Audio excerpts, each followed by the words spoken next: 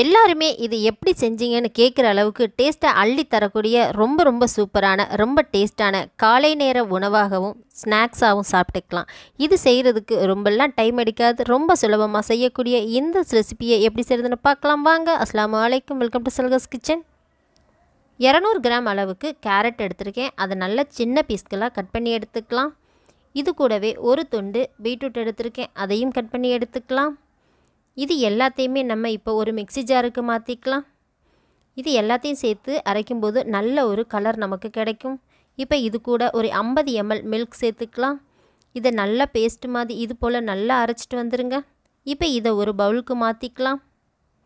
எந்த ஒரு ஃபுட் கலரும் ஆட் பண்ணாமல் இயற்கையான கலர் பார்க்கவே எவ்வளோ அழகாக இருக்குது பாருங்கள்.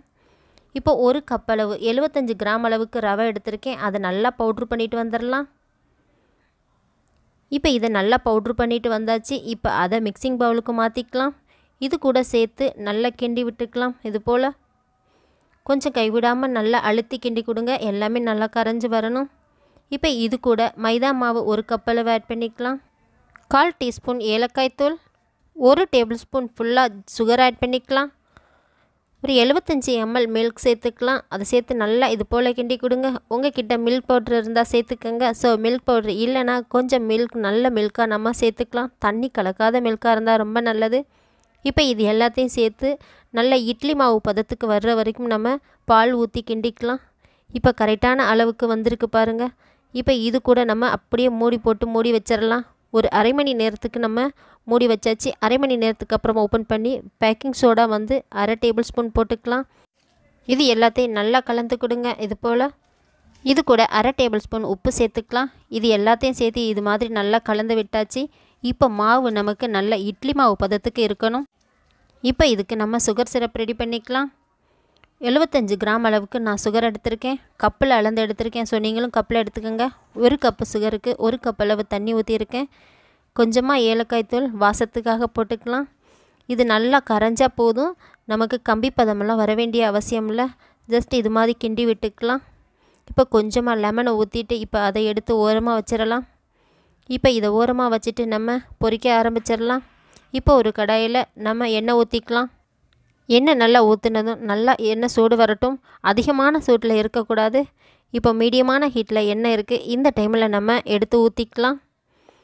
அகலமான பாத்திரமாக வச்சா கொஞ்சம் 3-4ன்னு செய்யலாம். ஸோ உங்ககிட்ட சின்ன பாத்திரமாக இருந்தாலும் ஒன்று நல்லா பெருசாக ஊற்றி எடுத்துக்கலாம். இது எல்லாத்தையுமே நம்ம இப்போ இது போல் ஊற்றிக்கலாம். ஊற்றிட்டு லைட்டாக மேலே வந்து ஆயில் எடுத்து ஊற்றி விடுங்க. அப்போ நல்லா உப்பெல்லாம் வரும். இப்போ இதை நம்ம நல்லா திருப்பி போட்டாச்சு. திருப்பி போட்டதுக்கு அப்புறமா நல்லா வெந்துருச்சு. இப்போ நம்ம இந்த மாதிரி எடுத்து வச்சு நல்லா ஆயிலை புழிஞ்சு விட்டுறலாம். கரண்டிகளை வச்சு இது போல் அமர்த்தி கொடுத்தோம்னா ஆயில் எல்லாமே வந்துடும். இப்போ ஜீனிப்பாகலை எடுத்து போட்டாச்சு. எல்லா பக்கமும் அந்த ஜீனிப்பாகை எடுத்து ஊற்றி விடுங்க. ஒரு 10 நிமிஷம் ஜீனிப்பாகலை இருந்தாலே நல்லா ஊறிடும். மிச்சம் இருக்க மாவை நம்ம தோசை மாதிரி ஊற்றிக்கலாம். நிறைய பேர் பெரியவங்க நம்ம ஆயிலில் போட்டது எதுவுமே சாப்பிட மாட்டாங்க. ஸோ அவங்களுக்கு இது மாதிரி நீங்கள் செஞ்சு கொடுத்துக்கலாம். ஆயில் விரும்பாதவங்களுக்கு இது ரொம்ப ரொம்ப யூஸ்ஃபுல்லாக இருக்கும். இப்போ 2 கரண்டி எடுத்து ஊற்றி அதை நல்லா தோசை மாதிரி நம்ம தேய்ச்சி விட்டுக்கலாம். இப்போ ஒரு 2 நிமிஷத்துக்கு மூடி விட்டு ஓப்பன் பண்ணலாம். நல்லா குக் ஆயிடுச்சு. நல்லா திருப்பி போட்டுக்கலாம். நெய் தடவி இருக்கிறதுனால நல்ல வாசமாக நல்ல டேஸ்ட்டாக இருக்கும். இதுக்கு மேலே நம்ம தேன் இருந்தால் ஊற்றிக்கலாம். இல்லைன்னா நம்ம வீட்டில் இருக்கக்கூடிய இப்போ நம்ம ரெடி பண்ண சுகர் சிரப்பையே எடுத்து இது மேலே ஊற்றிட்டு கொஞ்சமாக பாதாமை தூவிட்டு கட் பண்ணி சாப்பிட்லாம். ரொம்ப சூப்பராக இருந்துச்சு, நல்ல டேஸ்ட்டாக இருந்துச்சு. நீங்களும் செய்து பாருங்கள். ரொம்ப ரொம்ப அருமையாக இருக்கும் இது மாதிரி கட் பண்ணி சாப்பிட்றதுக்கு. சட்டுன்னு ஒரு 10 நிமிஷத்தில் நம்ம இதை செஞ்சு முடிச்சிடலாம். நீங்களும் செய்து பாருங்கள். செய்து பார்த்துட்டு எப்படி இருக்குன்னு கமெண்ட் பண்ணுங்கள். லைக் அண்ட் ஷேர் பண்ணுங்கள். தொடர்ந்து நம்ம சல்காஸ் கிச்சன் சேனலுக்கு உங்களுடைய ஆதரவு கொடுங்க. இது போல் சூப்பரான வீடியோஸோட நெக்ஸ்ட் டைம் மீட் பண்ணலாம். அது வரைக்கும் பாய்.